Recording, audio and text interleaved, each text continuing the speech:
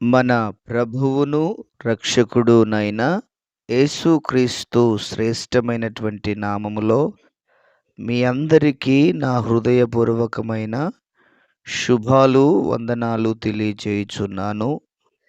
ఈరోజు దేవుని యొక్క వాక్యము లూకా సువార్త 19వ అధ్యాయం 41, 42వ వచనాన్ని చదువుకుందాం.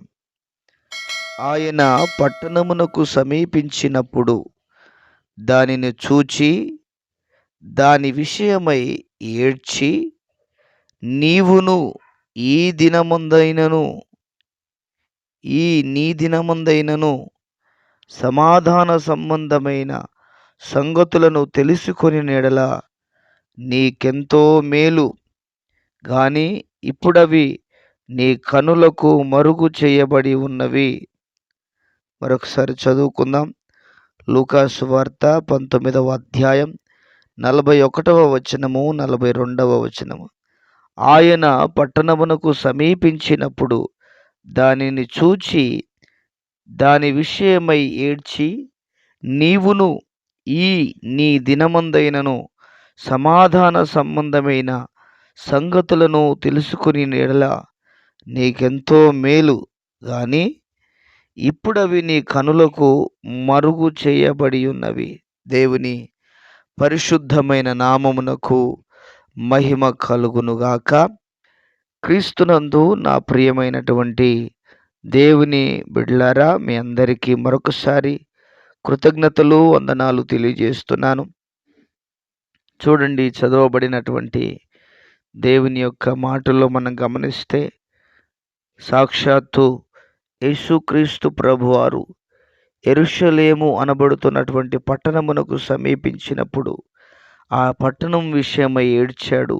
ఏడ్చి, ఈ దినముందైనా నీవు సమాధాన సంబంధమైన సంగతులను తెలుసుకుంటే నీకెంతో మేలని ఆయన బాధపడినట్లుగా, ఆయన ఏడ్చినట్లుగా మనం చూస్తూ ఉన్నాం. ప్రియమైన దేవుని బిడ్డలారా, సంవత్సరాలు గడిచిపోతూ ఉన్నాయి, నెలలు గడిచిపోతూ ఉన్నాయి, దినాలు గడిచిపోతూ ఉన్నాయి. కానీ మన జీవితంలో దేవుణ్ణి చేరుకునేటువంటి స్థాయి కలిగిన విశ్వాసములోనికి మనం వెళ్ళలేకపోతున్నాం. దేవుడు కోరుకున్నటువంటి విధానములో, దేవుడు కోరుకున్నట్టుగా మనం నడవలేకపోతా ఉన్నాం. యెరూషలేము పట్టణము గురించి మాత్రమే కాదు, కానీ మన విషయము కూడా ఆయన బాధపడుతూ ఉన్నాడు.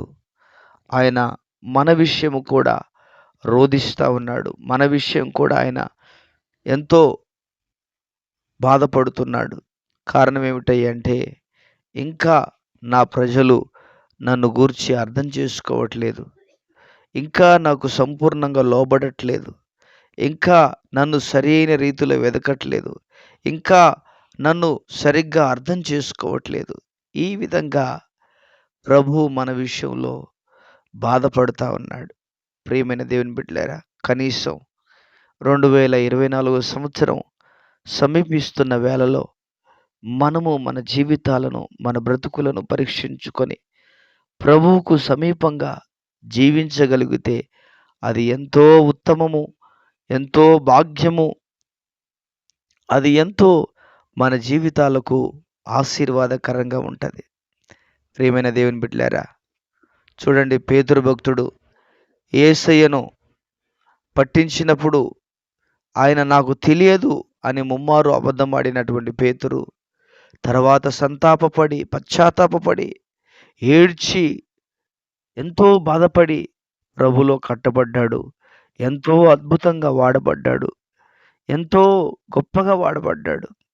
ప్రియమైన దేవుని బిడ్డలారా, అదేవిధంగా పౌలుగా ఉన్నటువంటి సౌలు ఆయనని హింసించినవాడు, ఆయన సంఘాన్ని దూషించినవాడు, ఆయన సంఘాన్ని చిత్రవధ చేసినవాడు ప్రభు చేత దర్శించబడి ఎన్నో అద్భుతమైనటువంటి పత్రికలు రాశాడు. ఎన్నో సంఘానికి కావలసినటువంటి అనేక విషయాలు. నిజంగా పౌలు భక్తుడు యేసుక్రీస్తు ప్రభు వారికి సమీపంగా ఉన్నట్లుగా దాదాపుగా మనకు కనపడరు.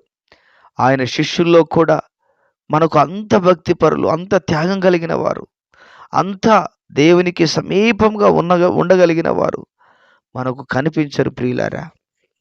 దేవుడు ఆ పౌలు భక్తుని అంత గొప్పగా వాడుకున్నాడు, దీవెనకరంగా వాడుకున్నాడు.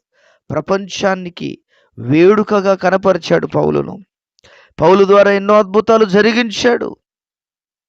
అదేవిధంగా ప్రియులారా 2024వ సంవత్సరం సమీపిస్తూ ఉండగా మన జీవితాలను కట్టుకొని, మన బ్రతుకులను మార్చుకొని, మన విధి విధానాలను మార్చుకొని ప్రభువుకు సమీపంగా మనం బ్రతకగలిగితే మన ద్వారా ఆయన ఉన్నతమైనటువంటి ఘనమైనటువంటి కార్యాలను జరిగించగలిగిన శక్తిమంతుడు అని మీకు తెలియజేస్తున్నాను.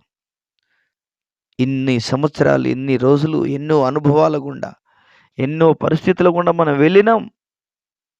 కానీ ఇక మీదట ప్రభువుని సమీపించిన వారంగా, ప్రభువుకు దగ్గరగా మార్చబడిన వారముగా, ప్రభువుకు అతి చేరువైనటువంటి వారముగా మనం జీవించగలిగితే మన జీవితాలకు ఎంతో ఆశీర్వాదకరమైన విషయము అని మీకు తెలియజేస్తున్నాను. లోకము దాని ఆశ గతించిపోయే కాలం వస్తూ ఉన్నది. లోకము దాని ఆశ నశించిపోయే కాలం వస్తూ ఉన్నది ప్రియులారా. మనం ప్రభువుకు చేరువగా మారేటువంటి దినము రాబోతా ఉంది. రెప్పపాటులో మార్పు చెందే దినము రాబోతా ఉంది. మన జీవితాలను కట్టుకుందాం, మన బ్రతుకులను యేసయ్యలో కట్టుకుందాం. మన జీవితాలను ఉన్నతముగా తీర్చిదిద్దగలిగినటువంటి రీతిలో మనం నడిపించబడుటకు ప్రభువు సహాయము చేయునుగాక. అద్భుతమైన కార్యాలు, ఆశ్చర్యమైన కార్యాలు మన వినికిడిలో, మన జీవితాలలో ప్రభు జరిగించునుగాక. ప్రార్థన. ప్రియుడైన తండ్రి, మహోన్నతుడైన దేవుడా, సర్వశక్తిమంతుడా, సర్వాధికారము కలిగిన జీవాధిపతి వందనాలు. విన్న వాక్యాన్ని మా వినికిడిలో దీవించండి, మా వినికిడిలో ఆశీర్వదించండి, దీవెనకరంగా మార్చండి. ఎంతోమంది దేవుని వాక్యాన్ని వింటూ ఉండగా వారి జీవితాలను, వారి బ్రతుకులను ఉన్నతముగా తీర్చిదిద్దవలసిందిగా మీ సన్నిధానంలో ప్రార్థన చేస్తున్నాను. దీవెనకరమైన బిడ్డలుగా, ఆశీర్వాదకరమైన బిడ్డలుగా ప్రతి ఒక్కరిని ఆశీర్వదించు, బలపరుచు నాయన. మేమందరం 2024లో మీకు సాక్షులుగా బ్రతికే వారముగా, మీకు సమీపంగా జీవించే వారముగా, మీకు దగ్గరగా బ్రతికే వారముగా ఉండటకు మీ కృప చూపించి సహాయం దయచేయి. ఇక మీదటనైనా ప్రభువా, మిమ్మలను సంతోషపరిచే బిడ్డలుగా ఉండటకు మీ కృప చూపించి సహాయము దయచేసి మీ నామానికి మహిమను తెచ్చుకోమని యేసు ఉన్నతమైన నామంలో ప్రార్థన చేసి వేడుచున్నాము తండ్రి. Amen, amen. దేవుడు మన కుటుంబాలను దీవించి ఆశీర్వదించునుగాక. Amen, amen.